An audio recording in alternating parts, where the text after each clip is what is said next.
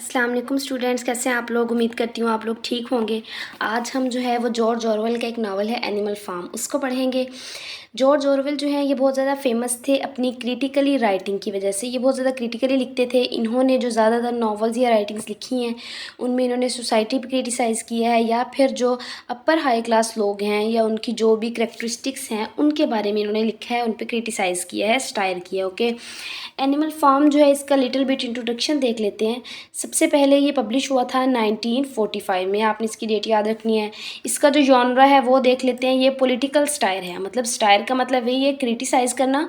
और किस चीज़ पे क्रिटिसाइज़ किया है? हाई जो लोग हैं हाई स्टेटस के, उन पे इन्होंने क्रिटिसाइज़ किया है। ठीक है, एलिग्री भी इसको शो करवाया जाता है। एनिमल फार्म का एलिग्री पे क्वेश्चन आ जाता है, एक लॉन्ग क्वेश्चन। आपने इसको जो है ना वो बहुत अच्छे से याद करना है as a long question paper के लिए। ठीक है, इसका पर्पस भी वही है कि क्रिटिसाइज़ करना है जो रशियन रेवोल्यूशन थी उस पर क्रिटिसाइज़ किया। आपने ये चीज़ याद रखनी है कि ये रशियन रेवोल्यूशन पे है।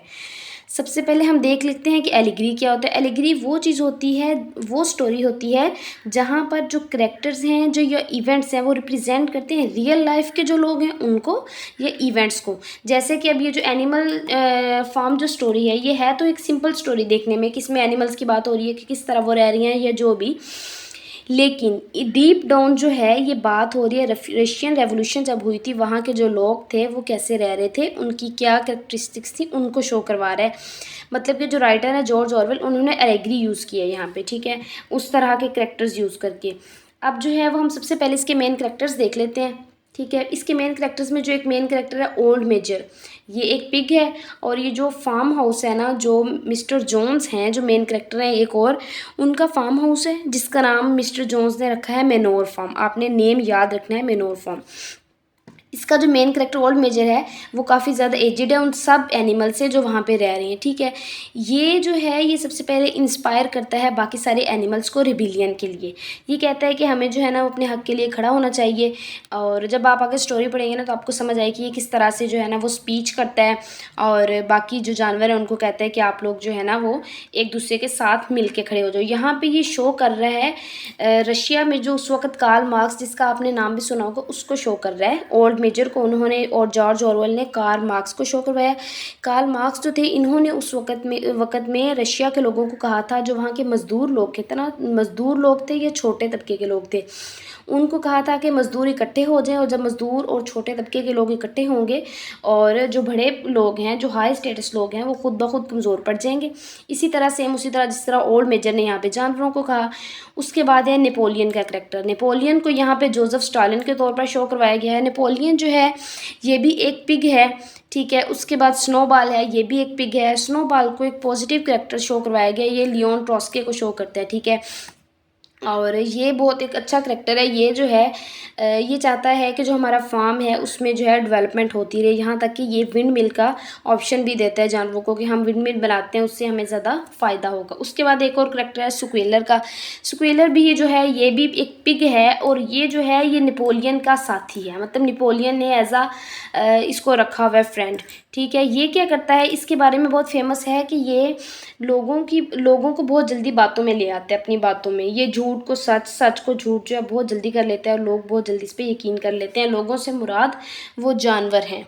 ठीक है, उसके बाद जो स्क्वेलर है रिप्रेजेंट करता है सोवियत प्रोपेगेंडा को। ठीक है, एक जनरल जो प्रोपेगेंडा होता है उसके बारे में कि कैसे लोगों को एक बात से दूसरी बात पे फेरना है। उसके बाद बॉक्सर का करैक्टर है। बॉक्सर जो है ये बहुत हार्ड वर्किंग गधा है।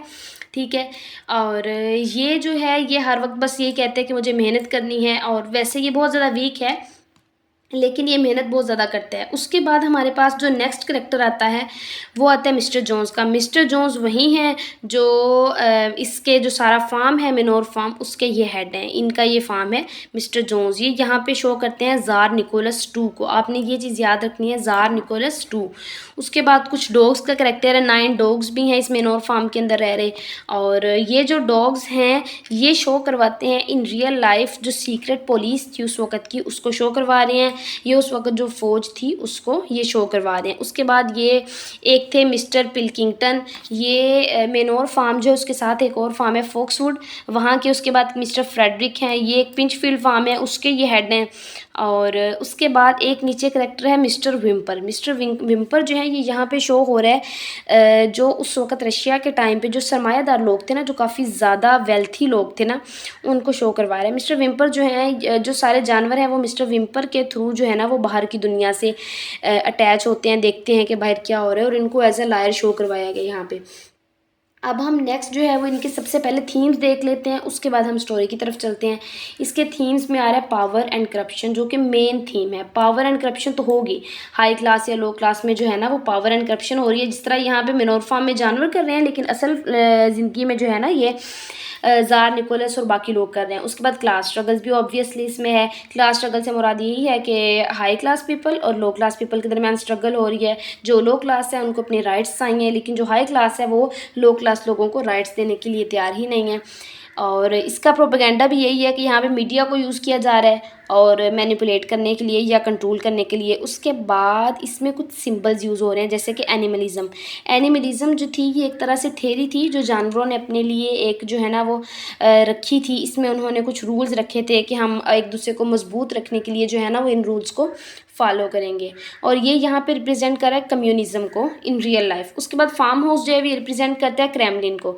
फार्म हाउस रिप्रेजेंट करता है क्रेमलिन को। क्रेमलिन कहते हैं जो वहाँ की गवर्नमेंट होती है, जो सारा हेड डिपार्टमेंट होता है, उसको हम क्रेमलिन कहते हैं। उसके बाद जो विंड मिल थी, जो जिसका मशवरा स्नोबॉल ने भी दिया था, ये रिप्रेजेंट करता है स्टालिन्स का। जोसेफ स्टालिन जो हैं उनका 5 ईयर प्लान था। उन्होंने एक प्लान किया था कि हम अगर ये काम करते हैं तो हमें बेहतरी और अपने मुआशरे में बेहतरी मिलेगी, और उसको जो है ना वो जॉर्ज ऑरवेल ने यहाँ पे शो कर दिया as a wind mill.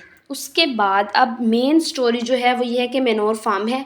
Manor farm एक फार्म है जहाँ पे जानवर रह रहे हैं सारे। उसमें कुछ पिग हैं, डॉग्स भी हैं, बतखें हैं, इस तरह की, और बिल्ली वगैरह है, चूज़े हैं, ठीक है। और मेनोर फार्म के जो हेड हैं वो है मिस्टर जोन्स। मिस्टर जोन्स जो हैं ये बहुत ज़्यादा जुल्म करते हैं जानवरों पर, उनको टाइम पे खाना वगैरह नहीं देते, और जो जानवर हैं ये इनसे बहुत ज़्यादा तंग होते हैं, और ये हार्डशिप्स जो है ना वो बहुत ज़्यादा देखते हैं। फिर क्या होता है, कैटालिस्ट आता है। उसके बाद सेकंड पॉइंट, कैटालिस्ट पॉइंट में ये होता है कि जो ओल्ड मेजर होता है, जिसका मैंने आपको सबसे पहले बताया था करेक्टर्स में, वो क्या करता है कि वो जो बाकी जानवर हैं उनको इंस्पायर करता है कि हम लोग जो है ना जो हमारे पे जुल्म हो रहा है हम उसके ख़िलाफ़ खड़े होते हैं, और मिलकर जो है ना वो मिस्टर जोन्स को इस फार्म से भगा देते हैं, ठीक है। ये उनको बताते हैं, ओल्ड मेजर को ये बताते हैं। जैसे ये कहते हैं कि अगर गाय दूध देती है तो उसका दूध कौन इस्तेमाल करता है? इंसान। अगर मुर्गियाँ अंडे देती हैं तो उसके अंडे कौन इस्तेमाल करता है? इंसान। इस तरह से ये सब जानवरों को ना उनके मुताबिक बातें बताता है और उनको इंस्पायर करता है कि हमने इसके ख़िलाफ़ जो है ना वो खड़े होना है। और इसके बाद वो स्टॉर्मिंग द फार्म। उसके बाद ये है कि वो वही बात कि जो मिस्टर जोन्स को वो किसी तरीके से ख़त्म करने की कोशिश करते हैं। एक रात को जब मिस्टर जोन्स सो रहे होते हैं वो शराब पी के, तो ये होता है कि जो सारे जानवर हैं वो मिलकर चाहते हैं कि मिस्टर जोन्स पे हमला करें, और रोज़ रोज़ मीटिंग करते हैं कि किस तरह से हमला किया जा सकता है। और क्योंकि वो सब के सब यही चाह रहे होते हैं कि हम जो है ना वो मिस्टर जोन्स को किसी तरीके से ख़त्म कर दें। सब जानवर जो हैं उनमें बहुत ज़्यादा जोश आ गया होता है, क्योंकि जो ओल्ड मेजर है ये डेली डेली उनको बहुत ज़्यादा इंस्पायर करता है। उनको कहता है कि हमें हर सूरत जो है ना वो ये काम करना चाहिए। उसके बाद ये होता है कि जब जानवर ये सोच लेते हैं कि हम लोगों ने मिलजुल के रहना है, तो वो कुछ कमेंडमेंट्स करते हैं अपने फार्म हाउस में। सब जानवरों के लिए 7 मेन कमेंडमेंट्स करते हैं। उनमें पहली कमेंडमेंट होती है कि whatever goes upon 2 legs is an enemy, मतलब कि जो भी 2 टांगों पे चलता है वो जानवर है। जो भी 2 टांगों पे जानवर चले वो इंसान मतलब बनता है, वो हमारे ख़िलाफ़ है। बात सेकंड जो पॉइंट है उसमें वो कहता है वाट एवर गोज़ अपॉन 4 लेग्स और has wings is a friend. जिसकी 4 टांगें हैं या उसके पर हैं तो वो क्या है, वो भी दोस्त है। उसके बाद वो कहते हैं कि no animal shall wear cloth. उसके बाद no animal shall sleep in bed. यहाँ पे बेड से मुराद वो ये भी कहता है कि कोई भी मिस्टर जोन्स के साथ जाके सोएगा नहीं, उसके साथ फ्रेंडशिप नहीं करेगा। उसके बाद आता है नो एनिमल शैल ड्रिंक अल्कोहल, कोई भी शराब नहीं पिएगा। No animal shall kill any other animal, और ऑल एनिमल्स आर इक्वल। ये सबसे मेन उसकी जो होती है कि ऑल एनिमल्स आर इक्वल। ये चीज़ें वो कोशिश करते हैं कि वो सब फॉलो करेंगे। जब वो इन चीज़ों को फॉलो करेंगे तो वो मिलजुल के रहेंगे, और जब वो मिलजुल के रहेंगे तो वो जो है ना वो मिस्टर जोन्स के ख़िलाफ़ खड़े होना चाहेंगे। फिर क्या होता है कि सब लोग जो सब दो जानवर होते हैं वो बहुत ज़्यादा खुश होते हैं इस चीज़ से। जो बॉक्सर एक घोड़ा होता है वो बहुत ज़्यादा बूढ़ा होता है, लेकिन वो बहुत ज़्यादा पुरजोश होता है। वो कहते हैं कि मैं बहुत ज़्यादा मेहनत करूँगा, बल्कि जो पहले से भी ज़्यादा मेहनत करूँगा। जो यहाँ पे पिग होते हैं उन्होंने एक अपना कमरा बनाया होता है जहाँ पे वो मुताला वगैरह करते हैं और नए नए तरीके सीखते हैं, जानवरों की तरबियत के बारे में देखते हैं। इनमें सबसे आगे जो है वो स्नोबॉल होता है, वो उसमें पढ़ता है कि जानवरों को तालीम होनी चाहिए। और इस तरह से जो है ना वो ये भी कोशिश कर रहे होते हैं कि जो उनके आसपास के फार्म्स हैं, जिनके मैंने आपको पीछे नेम भी बताए थे, बल्कि मैनोर फार्म के जो लोग हैं ये उन जानवरों को भी कहते हैं कि हमें चाहिए कि हम उन जानवरों को भी आज़ाद करें। लेकिन ये जब कमेंटमेंट्स करते हैं ना, तो पहले फार्म का नाम होता है मैनोर फार्म, ये लोग चेंज करके उसका नाम एनिमल फार्म रख लेते हैं, मतलब जानवर जो है, इसीलिए नॉवल का नाम भी उसने एनिमल फार्म ही यूज़ किए। उसके बाद ये होता है कि जैसे आम तौर पे हम लोग देखते हैं कि शुरू में सब लोग पुरजोश होते हैं मिलजुल के रहने में, लेकिन कुछ अरसे के बाद जो है वो कुछ ना कुछ उसके अंदर मुश्किलात आ जाती हैं, कुछ ना कुछ लोग एक दूसरे के अगेंस्ट हो जाते हैं। सेम वही यहाँ पे भी हुआ, the rise of Napoleon and the pigs. अब यहाँ पे जो नेपोलियन है वो थोड़ा सा जेलस हो जाता है, या वो चाहता है कि सारा जो होल्ड है पूरे फार्म का वो मेरे हाथ में हो। तो इसमें 3 पॉइंट्स मैंने लिखे हैं आपके लिए ताकि इजी हो जाए। फर्स्ट पॉइंट है लीडरशिप। जो अब नेपोलियन है वो यही चाहता है कि जो पूरा कंट्रोल है वो उसके हाथ में हो, हर कोई जानवर जो है वो उससे पूछ के सारे काम करे।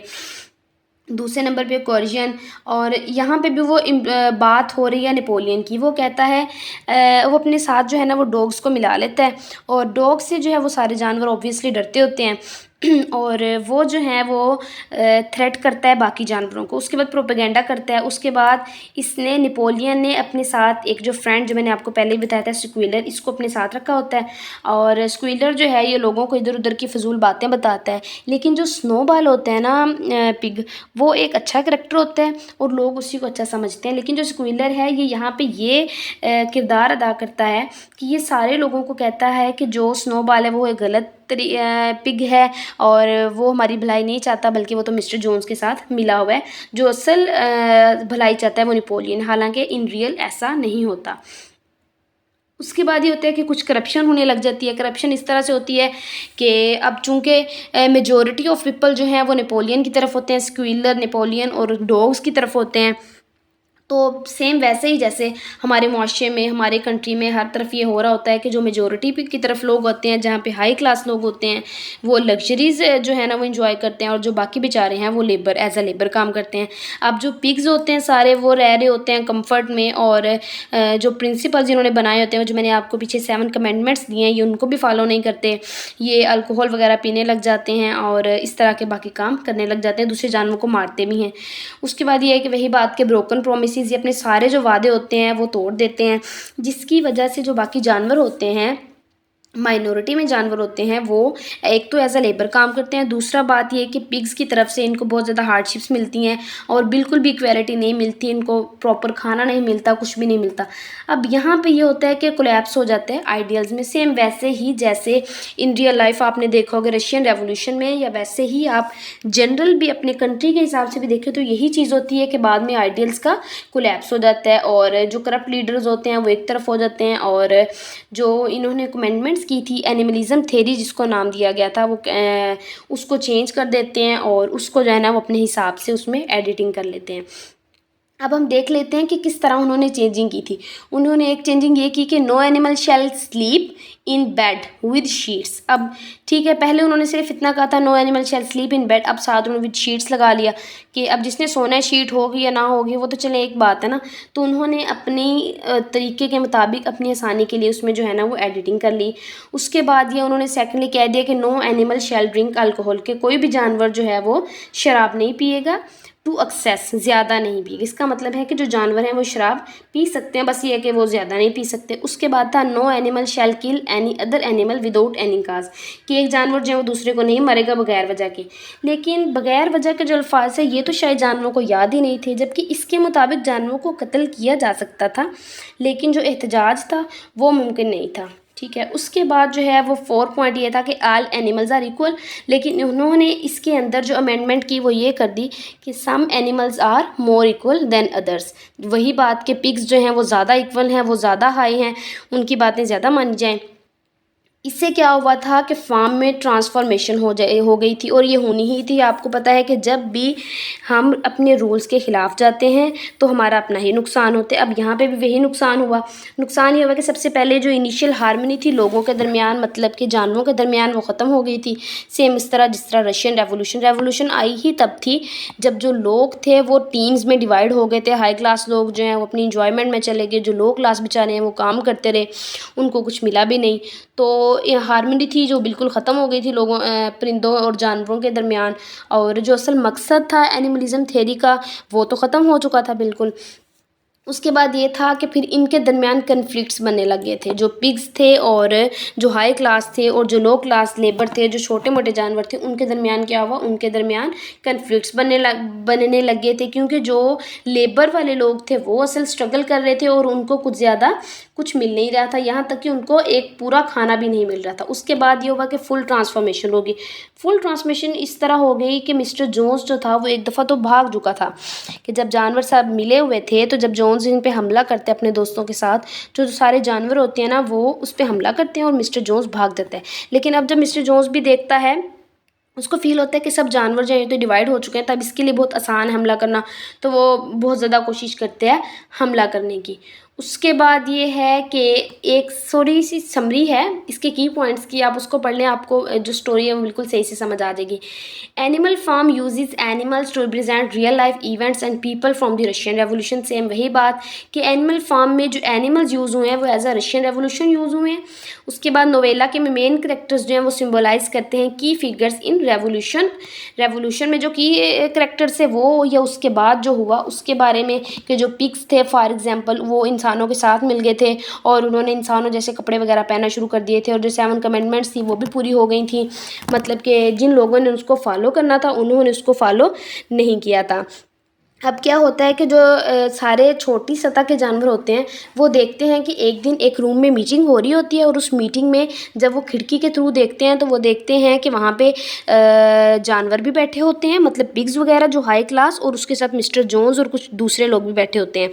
और जब ये सारे मिलके बैठे होते हैं, ये बातें शातें कर रहे होते हैं, और ऐसे लग रहा होता है कि जैसे इनके दरमियान जो भी झगड़े थे वो ख़त्म हो गए हैं। तो बाकी जानवर बहुत ज़्यादा इस चीज़ से जो है ना वो अफसोस करते हैं, उनको लगता है कि इनकी गलतफहमियाँ जो है ना वो ख़त्म हो चुकी हैं। लेकिन जैसे ही जानवर वापस मुड़ते हैं तो कुछ अरसा गुजरता है, ये देखते हैं कुछ मिनट के बाद तो वहाँ से बहुत ज़्यादा लड़ाई की और शोर की आवाज़ आ रही होती है। तो ये वापस भागते हैं और ये देखते हैं कि वहाँ पे जो वो रूम था, मीटिंग रूम, वहाँ पे जानवरों की, मतलब पिग्स की और डॉग्स की, और ये जो जानवर थे इनकी लड़ाई हो रही होती है इंसानों के साथ। इंसानों में मिस्टर जोन्स होते हैं और कुछ दूसरे लोग होते हैं, हर एक के चेहरे पे नफ़रत होती है, मतलब कि सही ट्रेजिक जिस तरह होती है ना एक चीज़, ट्रेजिक सीन हो रहा होता है। नेपोलियन जो होता है वो ताश के खेल में जो है ना वो एक साथ हुक्म का इक्का फेंकता है और वो समझ रहा होता है कि इसे धोखा दिया गया है।